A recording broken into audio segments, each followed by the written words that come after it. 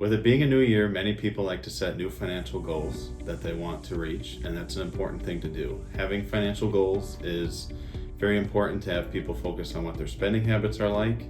And I just wanted to talk on a few ideas that can help guide you through what some of those potential New Year's financial resolutions might look like. With it being a new year, it's a great opportunity to kind of review your current financial status. And one of the best ways to do that is to look at your budget.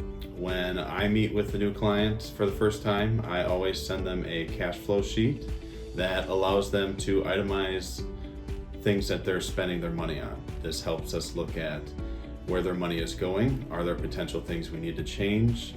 And if not, maybe they're saving a lot of money and we can look at where we want to put that money that's being saved. Since it's a new year, this is the best time to do that. Whether you're already doing it, maybe we need to look back, review what happened last year and see how things are changing for this year. And if you're not doing it, then this could be the great opportunity to kind of get that started and take a look at what your budget actually looks like. Once you're able to take a look at what your budget may look like for this coming year, then it's important to start setting goals, and it's important to set specific goals. Goals are important and something that I discuss with every client at every meeting, because we want to make sure that we're not only working towards those goals, but also crossing those goals off the list. A lot of people have goals that might just be, I want to save money. Great goal to have, but how do you know if you're ever going to reach that goal? How do we know if we're going to get there? How much do we want to save? What are we saving it for? Those are all important questions that we want to answer, and that's how we can kind of establish a real goal that's time sensitive and know if we get there and cross it off the list. One thing that we use here at the office quite often is what's called a SMART goal. That's a specific goal that is measurable, achievable, relevant, and time-bound. That way we know what that goal is specifically, when we want to cross it off the list, and move on to our next goal. And then once goals are created, it's also important to know if they're short-term, medium-term, or long-term. Obviously, long-term being retirement, things like that, but short-term could be, I want to start saving for an emergency fund, or I want to buy a new car next year, I need to save for a down payment for that car. Let's start with $5,000, know that we want to do it next year, and then once we get to next year, ideally we have that $5,000 saved and we can use that to buy that car. Once we know what goals you have, then we can start to focus more on specifics. And the next potential New Year's resolution you might have is building an emergency fund. An emergency fund is something that I like to think is about 3 to 6 months of essential living expenses, but also in an accessible place like a savings account. And this goes back to the budget sheet.